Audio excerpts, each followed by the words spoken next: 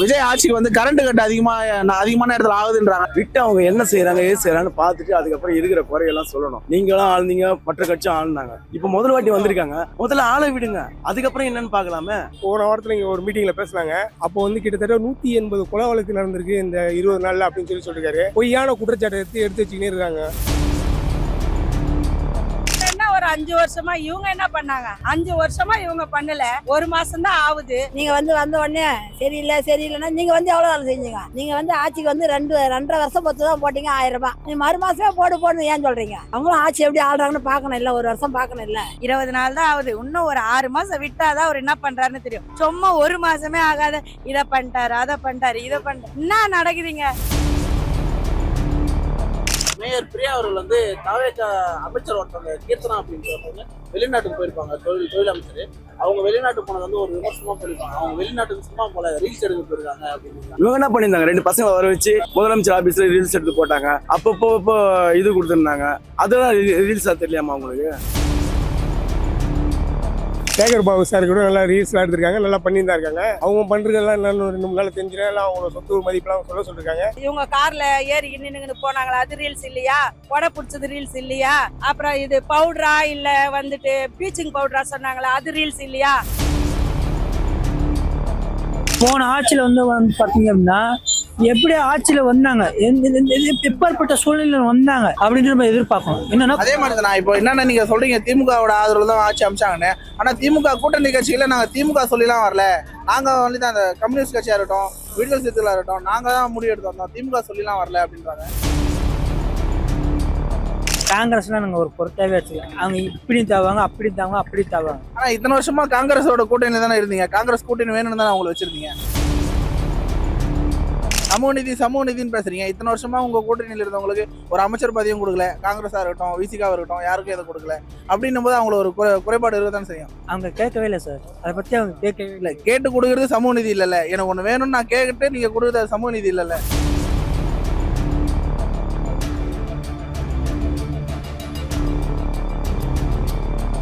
இந்த ஆட்சியில் அடிக்கடி கரண்ட் கட் ஆகுது அப்படின்னு ஒரு குற்றச்சாட்டு வருது. சிசிஆர்லாம் பிடிங்கி போயிடுறாங்க அப்படின்ற மாதிரி ஒரு வீடியோல பார்த்துருக்கோம். இது எப்படி பாக்குறீங்க? கரண்ட் கட்டாக வருது இந்த ஆட்சியில் மட்டும்தான் இல்லை, எல்லா ஆட்சியிலையும் இருக்குது தான்.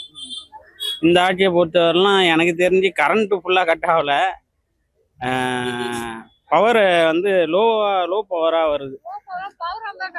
ஆமாம், அது வந்து ஆட்சியெல்லாம் குத்தம் சொல்ல முடியாதுங்க. எல்லாருக்கும் டைம் கொடுக்கணும், டைம் கொடுத்தாதான். அதனால் யாரையும் குறை சொல்லணும்னு முடியாது. இது என்னவோ புதுசாக ஹார்ட் டிஸ்க்கு போயிடுச்சு, அது போச்சு இது போச்சுன்றாங்க. அதெல்லாம் வந்து சுத்தமாக வந்து ஒன்றுமே தெரியாத மக்களுக்கு அதெல்லாம் பற்றி பேசி புரிய வைக்க முடியாது. அதை பற்றி புரிஞ்சிக்கினாலும் என்ன பண்ணுறதுன்னு தெரியாது. பண்ணுறாங்க, மறுபடியும் கரண்ட் வருது, விட்டு விட்டு போனாலும் வருது, செய்கிறாங்க, செஞ்சு தராங்க, பொறுமையாக செய்கிறாங்க, அவ்வளோதான். இது வந்து திமுக தான் பண்றாங்க, இது அவங்க பண்ற சதின்றாங்க. அது வந்து நம்ம பார்க்காம எதுவும் சொல்ல முடியாது. யார் மேலே ஃபால்ட்டுன்னு சொல்ல முடியாது. எப்படி நடக்குதுன்னு தெரில, அதை இவங்க மாற்றுவாங்க, அவ்வளோதான். அதான் உங்களுக்கே தெரியுமே, அங்கங்க பீஸ் கேர் பிடுங்கிறது, இந்த இது பண்றது, இது 2 ஆட்சி நடத்தும் போது இந்த மாதிரி இல்லையே. இந்த ஆட்சியிலேயே அந்த மாதிரி நடக்குது. எதனால அவங்க பண்றாங்க? உங்களுக்கே தெரியும், மீடியாவே சொல்றாங்க இந்த இடத்துல வந்து பீஸ் கேர் திருடிட்டு போறாங்கன்னு சொல்லிட்டு, அதை திரும்ப இங்க கைலாங்கல்ல போட்டு வாங்கியிருக்காங்கன்னு சொல்லிட்டு சொல்றாங்க. இதெல்லாம் வச்சு பார்க்கும்போது உங்களுக்கே தெரியலையா? இது எல்லாமே எதிர்கட்சி பண்ற வேலையா கூட இருக்கலாம். இப்ப வந்திருக்காரு விஜய், இனிமேல் தான் எல்லாத்தையும் சரி பண்ணுவாரு கொஞ்சம் கொஞ்சமா. எல்லாமே இப்ப கரெக்டா போயிட்டு இருக்குல்ல. இப்ப இந்த கரண்ட் கட் ஆகிறத மட்டும் ஏன் அதை மட்டும் குறிச்சு நம்ம பேசணும்?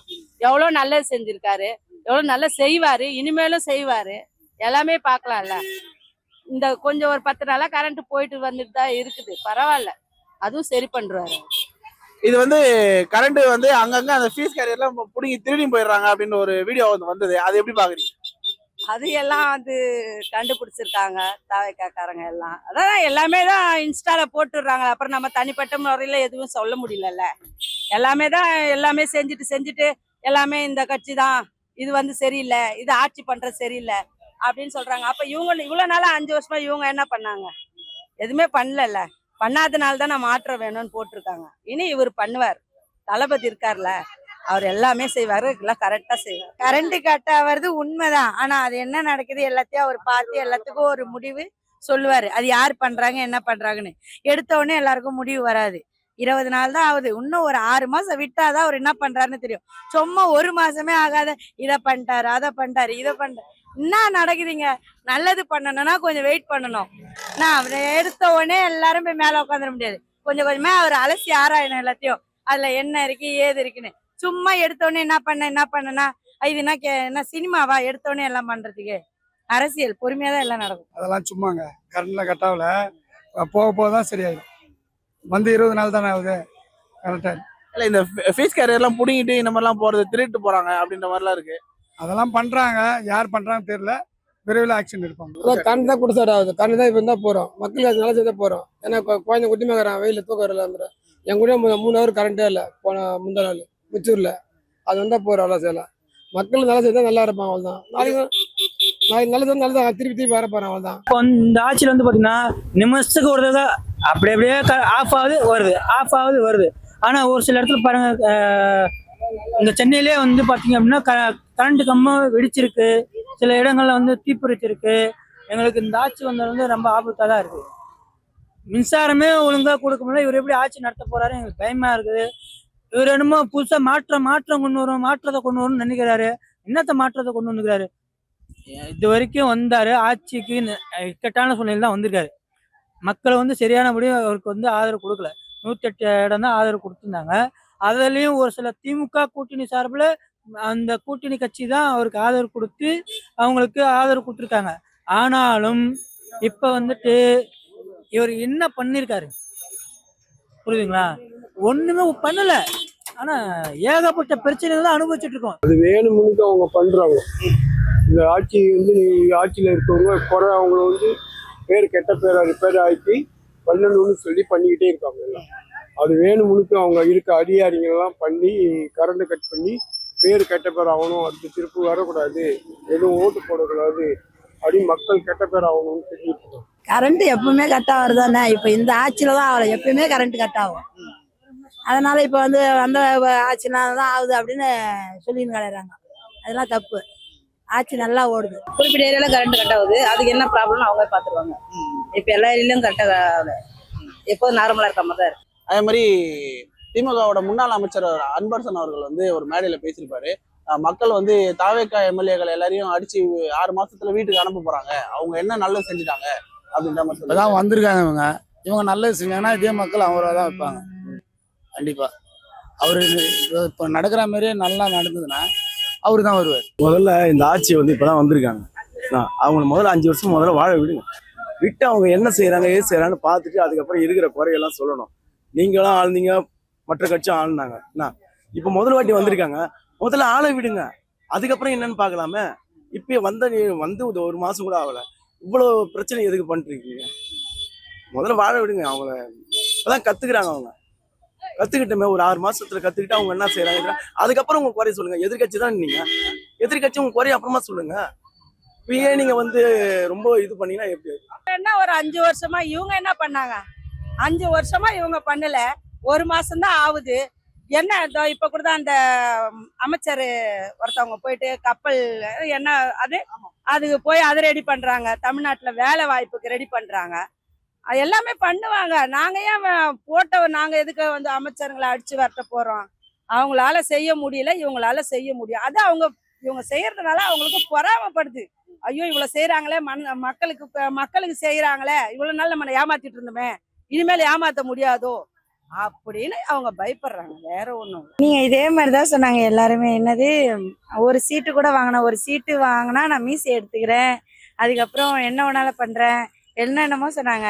அதுல இதோ 234 தொகுதியில 108 இடம் ஜெயிச்சார்ல, அந்த மாதிரி இந்த மேயர் பதவியில நிறைய ஜெயிப்பாரு, அந்த நம்பிக்கை இருக்கு. நல்ல செய்தவங்க வந்தாங்க, எல்லாம் கொஞ்சம் கொஞ்சம் போக போக சரியா போயிடும். கண்டிப்பா வந்துடும், எல்லாமே ஜெயிப்பாங்க. அது வர்றது மக்களுக்கு தெரியும். அது வர்றது யாரும் நிறுத்த முடியாது. நல்லதை பண்ணி நல்லா நடக்க போறான், இல்லைன்னா போக போறான். அவன் தான் நேற்று வந்துட்டான். நம்ம என்ன செய்ய பேச இல்லையா, ஆட்சி மாறி நல்லதை செய்தா வர போறான். அவன் பணம் ஆசை சம்பாதில்ல, அவன் இந்த நல்லதை காப்பாற்றணும். சொல்றது நிறைவேற்றினா வந்துருப்பா, ஜெயிப்பா, எல்லாம் இருக்க போறான். நம்ம இஷ்டம், அது மக்கள் தீர்ப்பு. இப்போ ஸ்கூல் பேக் பாரு, அவர் தலைவர் மேலே சூப்பர் பேக் சென்றாரு, எந்த போட்டா போடல, நல்ல படிக்காரு. அவங்களே ஆச்சரியப்பட்டாங்க, ஒரே மாசம் ஆச்சு பேக் கட்டு அப்படியே கூட சொல்லிட்டாங்க. நல்லதான் படிக்காரு, நல்லதை பண்ணி நல்லா நடக்க பார்த்து இல்லை அவங்க வர போகிற ஆள் தான். உப்பு திருடுறோம், தண்ணி குடிப்பான். ஓகேவா? நல்லது பண்ண நல்லது நினச்சா நல்லதாக நடக்கும். இப்போ அவங்க சொல்லியிருக்காங்க கொஞ்ச நாள் ஒரு 6 மாதம் கழிச்ச உடனே தான் அதனுடைய கொஞ்சம் கொஞ்சம் எப்படியும் 2 வருஷம் ஆகும் அது சரி பண்ணதுக்கு. சரி பண்ணி மக்கள் இடத்துல மக்களுக்கு செய்யறதுக்கு 2 வருஷம் ஆகும். இருக்க குறைங்கெல்லாம் கொஞ்சம் கொஞ்சமாக செஞ்சிடும். ஆனால் இந்த ரொம்ப அநியாயம் அக்குறவங்களாம் நடக்கிறது வந்து அவங்களால இல்லை, இவங்களால கிடையாது. அதை வேணும் முழுக்க உஸ்பேச்சு அங்கங்கே இருக்கவங்க பெரிய ஆளுங்க இருக்கவங்க காசை கொடுத்து அதை இது செய்யணும் தூண்டி விட்டுருவாங்க. அப்போ தூண்டும் போது யார் பேர் வரும்? இவர் பேர் தான் வரும். அதனால தான் அவங்க செஞ்சுக்கிட்டு இருக்காங்க. இவரால் கெட்ட பேர் வராது. மக்களுக்கு இன்னும் போக போக மக்கள் காசு 1 ரூபா கூட வேஸ்ட் ஆகக்கூடாது, மக்களுக்கு நல்லது செய்யணும்னு வந்திருக்காரு. 350 கோடி படம் நடிக்கிற படத்தை தூக்கி போட்டு வந்திருக்காரு. 2 வருஷம் கழிச்சு வந்திருக்காரு. 2 வருஷம் கஷ்டப்பட்டாரு. ஆனால் அவர் எதையும் எந்த கட்சியும் பற்றி பேசலை, எந்த கட்சியும் தாக்கலை, எதை பற்றியுமே கேட்கல.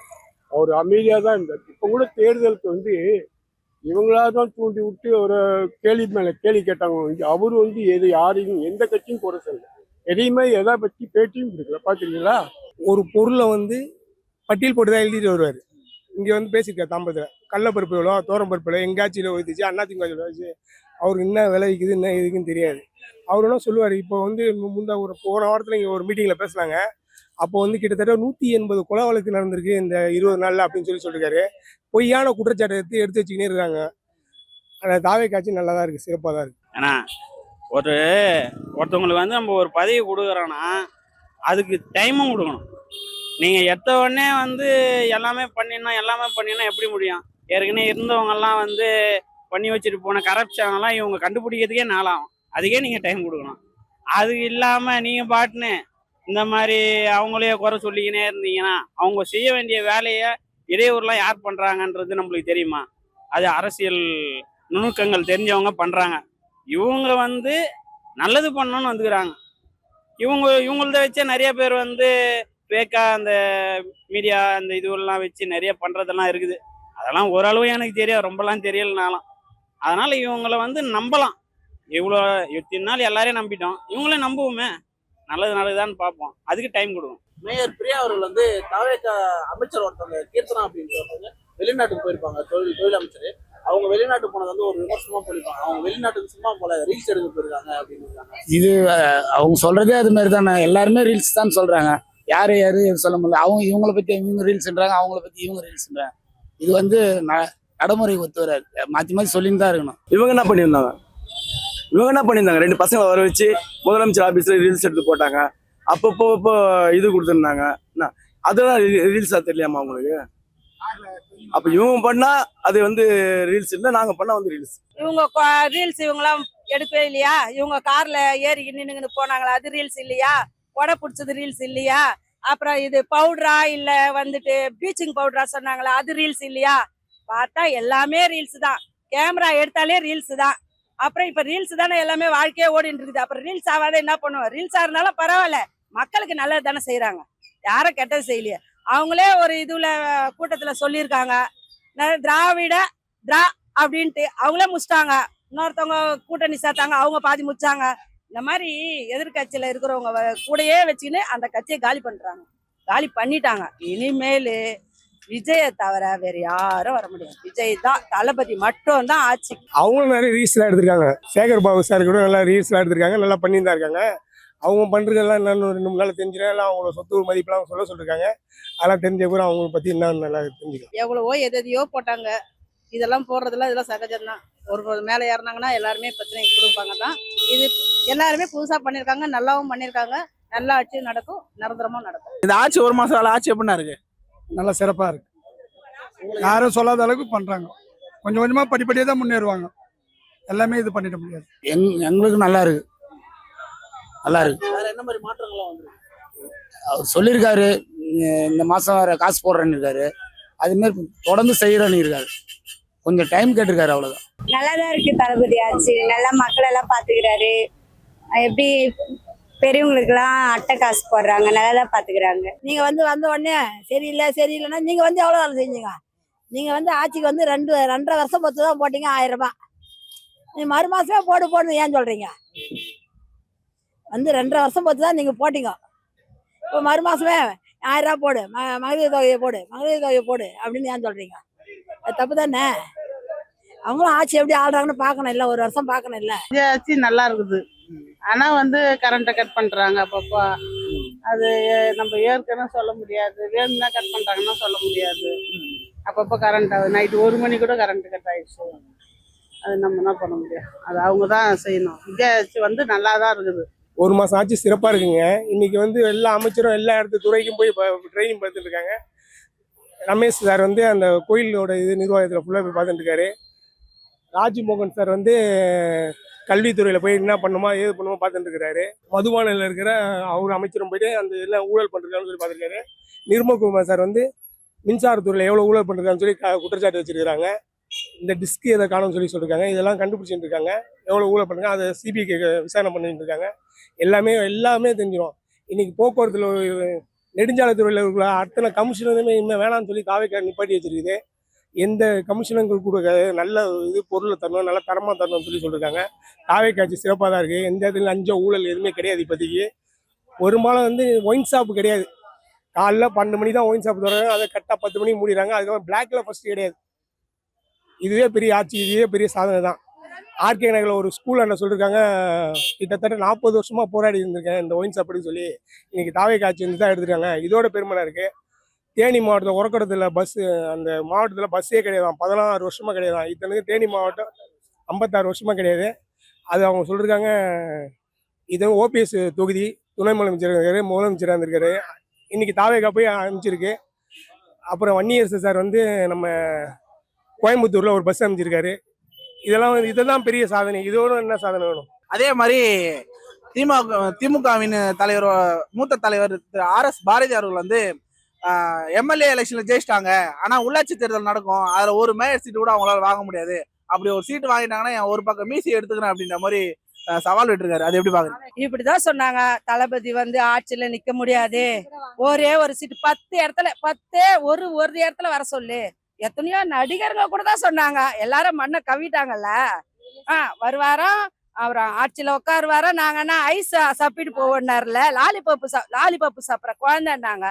எல்லாத்தையும் தாண்டி வந்துட்டார்ல, இதையும் தாண்டி வருவார். எல்லா இதுலயுமே தாவேக்கா ஜெயிக்குது. இப்போ எதிர்பார்க்க 108 இடத்துல ஜெயிக்கலையா, அது மாதிரி கம்ப்ளீட்டா எல்லா இடத்துலயும் வின் பண்ணுவோம் தாவேக்கா. அவங்க வந்து இப்போ எப்படி போட்டிருக்காங்களோ அதே மாதிரி மக்கள் கொஞ்சம் வந்து 1 மாசம் தான் ஆச்சு, 1 மாசம் கூட ஒன்றும் ஆகல. அதுல எதை செய்யணும் எது இருக்கணும் உள்ள ஒண்ணு இல்லைன்னு சொல்லிட்டாங்க. அதை எப்படி செய்யணும் என்ன செய்யணும் கொஞ்சம் பொறுமையாக தான் செய்யணும். இதே ஸ்டாலின் வந்து 2 வருஷம் கழிச்சு தான் மக்களுக்கே காசு போட்டாரு, மக்களுக்கே செஞ்சார், செய்தன்னு சொன்னாரு. 2 வருஷம் கழிச்சு செஞ்சார். ஆனா அதே மாதிரி தான் இவங்க வந்திருக்காரு. இப்போனா அவரு கொஞ்சம் போக உள்ள இருக்கலாம் எல்லாம் சரி பண்ணி எல்லாம் ஒவ்வொன்றா கிளீன் பண்ணி செய்வார் மக்களுக்கு. ஆனா மக்களுக்காண்டி விட்டு கொடுக்க மாட்டார். மக்களை வந்து புண்படுத்தவும் அதம்பாதம் பண்ணுவோம். ஆனா இருக்கவங்க தான் அந்த பொருளையை கழித்து விட்டு செஞ்சு தப்பான வழியை செஞ்சு கெட்ட பேர் உண்டாக்குவாங்க. அவர் ஒன்றும் இது போய் அதை இதை செய்யணும்னு சொல்ல. இருக்கவங்க வந்து தூண்டி விட்டு இருக்க பசங்க சின்ன பசங்களை தூண்டி விட்டு அதை இதை அது செஞ்ச உடனே யாருக்கு கெட்ட பேரும் முதலமைச்சர் தான் கேட்போம். எங்கேயோ ஏதோ ஒன்று நடக்கும், ஆனால் இவர் தான் பொறுப்பு. இந்த ஆட்சியில் தான் இப்படி நடக்கும், இந்த ஆட்சியில் தான் நடக்கும். அவர் இருக்கும்போது அதே மாதிரி நடந்துச்சு, எவ்வளவோ நடந்துச்சு. ஏதாவது வெளியே சொன்னாங்களா, யாராவது கேள்வி கேட்டாங்களா? அப்படியே கம்முன்னு தானே இருந்தீங்க. எதிர்கட்சி கூட கேட்கல. அதே மாதிரி தான் இவர் கொஞ்ச நாள் ஒரு 6 மாதம் 1 வருஷம் கழிச்சுன்னா க்ளீன் பண்ணுவார், க்ளீன் ஆகிடும். தாவேக்கா கட்சி தான் 25 மேயருமே தாவேக்கா கட்சி தான் பிடிக்கும். ஒவ்வொரு இதில் வார்டுலன்னா எல்லா இடத்துலையும் எல்லா முகமும் தெரிஞ்ச முகம் தான், புது முகம்லாம் கிடையாது. என்ன யார் யாருக்கு சீட்டு கொடுக்குமோ யார் யாருக்கு சீட்டு கொடுத்து தாவேக்கா ஆட்சி தான். மீண்டும் 25 மேயர் தாவேக்கா ஆட்சி தான். வீசை யார் வேணாலும் எடுக்கலாம், வச்சுக்கலாம். இதை வந்து இந்த எலெக்ஷனை பொறுத்தவரைலாம் டிவிக்கே வரவே வராதுன்னு எல்லாரும் ரொம்ப என்னென்னவோ சவால்லாம் விட்டாங்க. ஆனால் அதையும் மீறி வந்திருக்காங்க. அவங்க நல்லது செய்வாங்கன்னு நம்புகிறோம். நம்பிக்கை தானே வாழ்க்கை. எல்லாருக்கும் டைம் கொடுத்துருவோம்ல. நிறைய பேருக்கு 10 வருஷம் 5 வருஷம் டைம் கொடுத்துக்கிறோம். இவங்களுக்கு இப்போ தானே பேசிக்கு இன்னும் ஒரு 2-3 மாதம் கூட ஆகலையே. அதங்காட்டி குறைலாம் சொல்லக்கூடாது. எல்லாருக்கும் டைம் கொடுத்துட்டு அவங்க என்ன சொல்கிறாங்க, அவங்களுக்கு டைம் கொடுத்த பிறகு என்ன பண்ணுறாங்கன்னு பார்க்கறது தான் நம்மளுடைய பொறுமை வேணும். அது முடியாதுன்னு நினச்ச பெரிய விஷயமே முடிஞ்சிருச்சு. நாங்கள் வரமாட்டாங்கன்னு நினச்சாங்க எல்லாருமே, ஆனால் வந்துட்டாரு. இவரு நல்லா செய்வாருன்றது எனக்கு நம்பிக்கை இருக்கு. பேச ஏதோ கொடுக்காம இருந்தால் பரவாயில்ல. எல்லாமே ஃபேக்காக கொடுக்குறாங்க நிறைய பேர். முதலமைச்சர் நம்பர் சொல்லி கொடுக்குறாங்க, அது எப்பவுமே சுவிட்ச் ஆஃப்ல இருக்கு. இவர் நல்லது செய்கிறாரு, நாட்டு மக்களுக்கு நல்லதாக செய்யணும். எந்த ஒரு பிரச்சனையாக இருந்தாலும் டைரெக்டாக வந்து மூவ் பண்ணலாம் அப்படின்றது பெரிய விஷயம் தான். நாங்க ரொம்ப நம்புறோம். நிரந்தர முதல்வர் இவர் தான் ரொம்ப நாங்க நம்புறோம். போன ஆட்சியில் வந்து பார்த்தீங்க அப்படின்னா எப்படி ஆட்சியில் வந்தாங்க, எப்பேற்பட்ட சூழ்நிலையில் வந்தாங்க அப்படின்னு நம்ம எதிர்பார்க்கணும். என்னன்னா அதே மாதிரி தான் இப்போ என்னென்ன நீங்க சொல்றீங்க திமுகவோட ஆதரவு தான் ஆட்சி அமைச்சாங்கன்னு. ஆனா திமுக கூட்டணி கட்சியில நாங்க திமுக சொல்லிலாம் வரல. நாங்க வந்து தான் அந்த கம்யூனிஸ்ட் கட்சியா இருக்கட்டும், விடுதலை சிறுத்தைகளா இருக்கட்டும், நாங்க தான் முடிவு எடுத்து வந்தோம், திமுக சொல்லிலாம் வரல அப்படின்றாங்க. சார், அவங்களுக்கு நான் குறிப்பிட்டு சொல்லலை, காங்கிரஸ்லாம் நாங்கள் ஒரு பொருட்டாவே வச்சுக்கல. அவங்க இப்படி தாவாங்க, அப்படி தாவாங்க, அப்படி தாவாங்க. ஆனா இத்தனை வருஷமா காங்கிரஸோட கூட்டணி தானே இருந்தீங்க, காங்கிரஸ் கூட்டணி வேணும்னு தானே அவங்களை வச்சிருந்தீங்க. அது வச்சிருந்தோம். இப்போதான் நினைக்குது, இளம் தலைவர் சொல்லியிருக்காரு இல்லையா, இளைஞரணி செயலாளர், திராவிட முன்னேற்ற கழகத்தின் இளைஞரணி செயலாளர் எங்கள் அண்ணன் உதயநிதி ஸ்டாலின் வந்து சொல்லியிருக்காரு, அவங்க திருப்பி வந்தாலும் நான் உள்ள சேர்க்க மாட்டேன் சொல்லியிருக்காரு. நீங்கள் அது பார்த்துருப்பீங்க, சமூக வலைதளத்திலும் பார்த்துருப்பீங்க, மீடியாலையும் பார்த்துருப்பீங்க. ஆனாலும் நாங்கள் வந்து விசிகா கட்சி வந்து நாங்கள் குறை சொல்லலை. அவங்க வந்தாங்க, நன்றி தெரிவித்தாங்க, எல்லாம் பண்ணாங்க.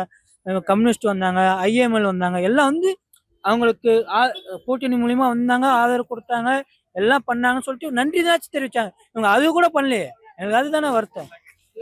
சமூக நீதினு பேசுறீங்க. இத்தனை வருஷமா உங்க கூட்டணியில இருந்தவங்களுக்கு ஒரு அமைச்சர் பதவியும் கொடுக்கல, காங்கிரஸா இருக்கட்டும், விசிகாவா இருக்கட்டும், யாருக்கும் எதை கொடுக்கல.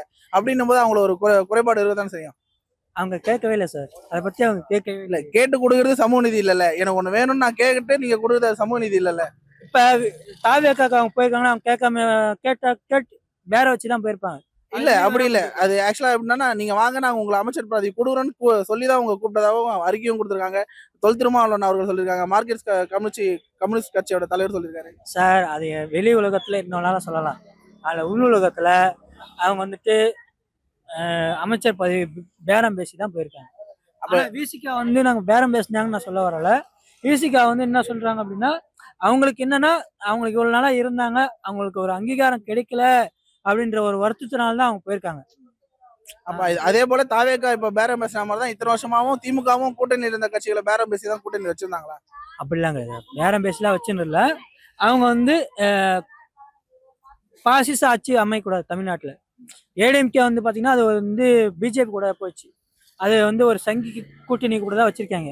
அவங்களுக்கு ஒன்றுமே தெரியல. பாஜக கூட்டணி இருக்கிறதுனால நம்ம கொள்கை கூட்டணியாக இருப்போம். இப்பவும் என்ன சொல்கிறாங்க அப்படின்னா, அவங்க வந்து கொள்கை கூட்டணியாக, நாங்கள் ஏடிஎம்கே வந்தால் வெளியே போவோம் தான் சொல்கிறாங்க, ஏடிஎம்கே உள்ள சேர்க்கக்கூடாதுன்னு தான் சொல்கிறாங்க. இப்பவும் சொல்கிறாங்க. விசிகா கட்சி தொல் திருமாவளவன் தலைவர்னு சொல்லியிருக்காரு. என்ன சொல்லியிருக்காரு, நாங்கள் ஏடிஎம்கே வந்தால் நீங்கள் பார்த்துருப்பீங்க, சோசியல் மீடியாலையும் பார்த்துருப்பீங்க, ஊடகத்துலையும் பார்த்துருப்பீங்க, ஏடிஎம்கே எங்களுக்கு ஆதரவு, உங்களுக்கு ஆதரவு கொடுத்தா நாங்கள் கொஞ்சம் கண்டிப்போம், கண்டனம் தெரிவிப்போம், கண்டனம் எல்லாமே தெரிவிச்சுட்டாங்கல்ல.